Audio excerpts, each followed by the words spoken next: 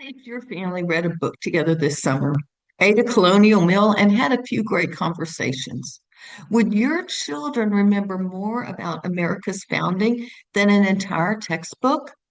America turns 250 years in just a few weeks, but the celebration has already begun. Most of you will go and watch fireworks. But what if your family, what if your children actually understood the people, the stories, the sacrifices, and the leadership that made America possible? It doesn't require a giant unit study or hours of preparation. Today, what I want to do is show you some simple ways to celebrate America 250 while inspiring a love of learning and having fun with your kids. Hey, I'm Carrie Beck with Homeschool Coffee Break, where we help you stop the overwhelm so you have time for a coffee break. I'll have a little coffee. Today, I'm going to be talking about America 250. I'm going to talk about why it matters. We're going to give some samples, some ideas of what you could do over the next few weeks. Some very simple things that don't take hardly any preparation. You see, I think most moms feel the pressure to cover the history and check off all the check boxes of whatever, like, oh, I got to cover this, I got to cover that. But history is more about stories. When our kids were teenagers, they read a book in ninth grade called More Than Dates and Dead People. And that is so important because seriously, history is so much bigger than dates and dead people as well. We need to look at some of the stories of ordinary people. There we go. My little thing was messing up. Who influenced others. That's leadership. Leadership is influence, nothing more, nothing less. And I think that's what I think is so important. America 250, right now in the summertime, when you may not even be doing regular school, is the perfect opportunity to help our kids see themselves as part of a much bigger picture. So let's start with the man that most of us have all heard of, Paul Revere. His Midnight Ride.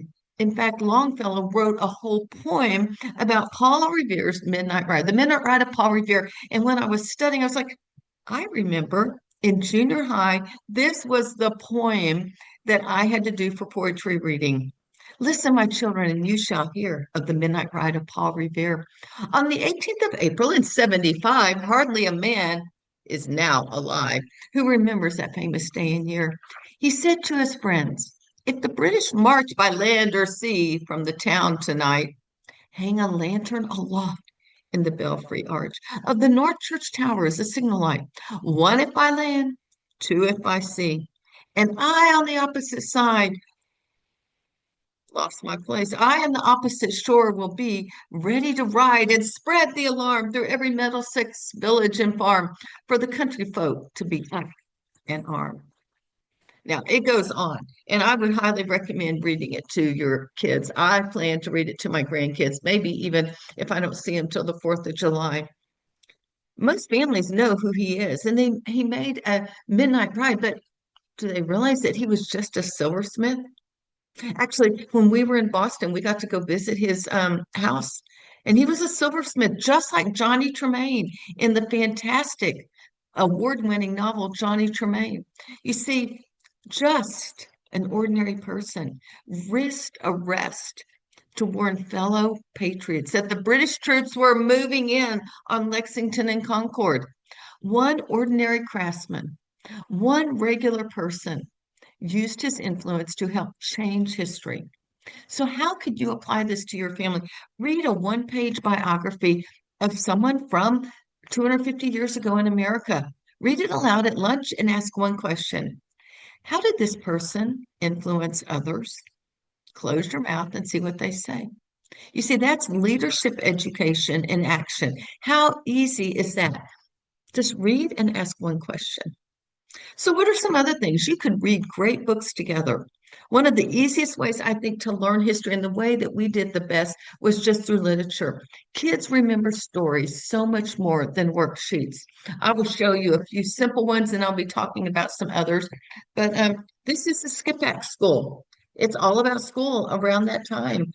real hard. It's not like a high school book, but it's not like easy reader. Sam the Minuteman, on the other hand, it is an easy reader. Why don't you get a horse, Sam Adams? There's a story about Sam Adams. He was one of the founders of America. So read some simple stories. They are so much better than worksheets. One of our favorite novels was Johnny Tremain. Johnny begins the story as an apprentice, proud apprentice, a silver apprentice, but he goes through a lot of hardship. He makes mistakes. He grows friendships and responsibilities, and eventually grows into a leader during the American Revolution. Kids can naturally connect with his struggles as you read through the book, and you can discuss some of the ideas of courage, teachability, responsibility, and wise decision making, as well as others. And as you go through it, instead of just giving a bunch of worksheets, you could do some hands-on activities. What could those include? You could build a Boston Tea Party crate. Become a midnight messenger like Paul Revere in the story. Paul Revere is a real person, but he's also in the story of Johnny Tremain. You could do a colonial apprenticeship project or make colonial meals together. I love adding food. My kids always perked up. You see, learning becomes much more memorable if you're doing history, not memorizing and regurgitating a bunch of facts. Remember, history is more than dates and dead people. So, what could you do this week or next week? Read one chapter from a historical book. We love Johnny Tremain. Have your kids narrate what they hear each day and ask one question afterwards. What leadership trait did this person show or not show? Not everyone's a good leader. That's enough. That's all you have to do. How simple is that? Get a book from the library and start reading it and ask a question each day.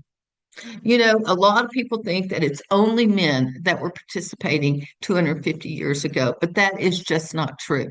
There were plenty of strong women fighting for the cause, supporting their husbands and their families, and one of them was Abigail Adams. She was leading at home while John Adams was away, serving his country and helping to secure freedom for his own family. What was she doing? She was managing the farm, managing the finances, managing the household and the children during very uncertain times. I think of can't think of George Washington's wife's name, but she was doing the same thing. They were all at home and they had a business to run because they had to continue to survive. Many homeschool moms I know, just like you, can relate from carrying the weight of everything that's going on, the responsibility of all that's going on in your life. But I want to tell you about Abigail Adams. She wrote letters. They wrote letters back and forth, and you could probably go find some of those. But her letters reveal courage, wisdom, and perseverance. And I think one of the best examples comes in March 31st, 1776. That was 250 years ago. John is helping to shape a new government. And here's what Abigail wrote: Remember the ladies and be more generous and favorable to them than your ancestors. You know, at first glance, okay, that sounds simple, but it really reveals many leadership traits. But the first one I mentioned, she has a lot of wisdom. Abigail understood that a new nation wasn't just about defeating Great Britain, it was about creating a better society. That's what they wanted. She encouraged leaders at that time to think about the immediate crisis and then consider the rights and needs of others.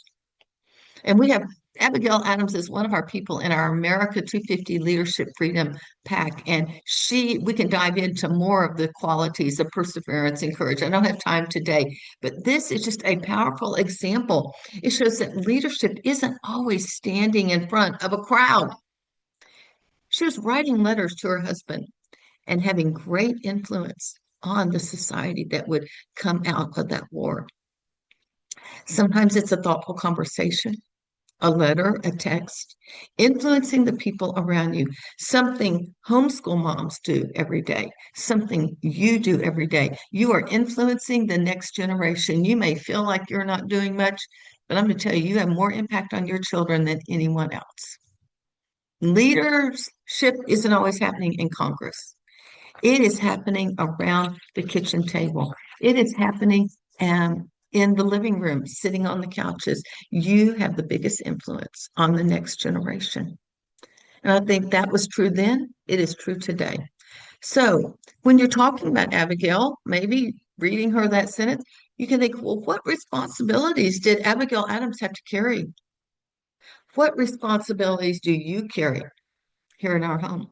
And just talk about being responsible. And then the last person I want to talk about is Patrick Henry.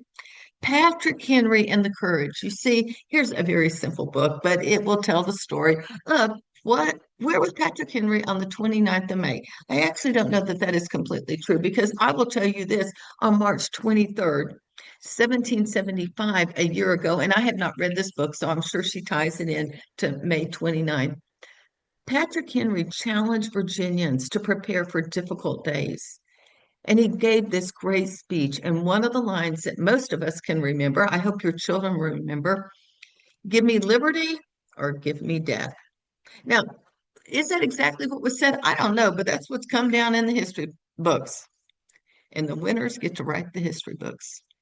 His speech helped persuade many colonists to take action, while there were many that were still uncertain what to do. All right. And so he had an influence.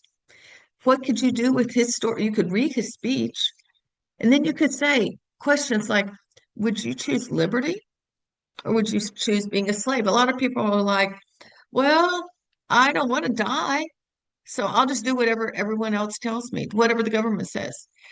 There's a lot of conversation right there for your family. Have you ever needed courage to do something difficult? What does courage look like for a child? A name that you. What does courage look like for a homeschool mom? Takes a lot of courage sometimes. You see, I think it's important that we make history fun instead of overwhelming. The problem with history isn't a lack of resources. There are resources abounding. The problem is too many resources. And you don't need a bunch of free. You can spend probably 5 to 10 hours trying to figure out what to do over the next few weeks to celebrate America 250 as a family. There's so many printable packs, so many websites, so many YouTube videos, just like this one. But what I really think you need to help you is to be organized and have something that's ready to use. So I'm just going to close with this. That's why we made our America 250 Leadership and Freedom Bundle.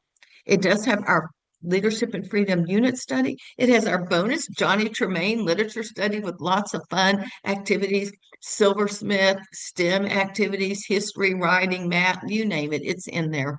But in addition, we have our Flag Day unit. Did you know this is coming out on June 9th? And on June 14th, in 5 or 6 days, I think it's the 9th today, it's Flag Day. We have a whole unit study on that to help you to read books and do some fun activities. We have the 4th of July unit study. That's the day we'll be selling America 250, but there's lots of other things you can do to learn that as well. We have an Election Day unit study in this bundle for November. Why is this different? Well, it's not just a bunch of worksheets. It's not reading a textbook and answering questions or taking a multiple choice test. It is literature-based, reading fun books like this, or letting your kids read a very simple book, Sam the Minuteman, hands-on activities. All ages can learn at the same time, and it is leadership focused. The activities always have a leadership tie in. That is so near and dear to me. And so we are trying to expand beyond leaders, raising leaders, not followers, and give you some little ways that you can implement this within different subject areas. It is also character focused because character is the foundation of leadership. It's easy for moms to use. It's all in one place, and you can start this week with Flag Day. Some of the ideas your kids might create a colonial newspaper, and you're like, they're 6 years old. Well, guess what? We have activities for preschool, kindergarten, elementary, and then we have all the way up to high school to create a complete newspaper. There are leadership challenges, biographies. There are 10, I think, biographies. You don't even have to go figure them out. They're all one page. Character through patriotic quotes. We'll have recipes for you to make, and then opportunities to discuss what is freedom, what is responsibility as a family. You see, America 250 is more than a birthday celebration. It's an opportunity to help your kids understand freedom, responsibility, leadership, and character. And you don't have to recreate this in a classroom. I highly recommend you don't do that. Find some great books to read, tell great stories, have meaningful conversations, maybe just around the dinner table, and let your kids see that history comes alive. Now, I will tell you this.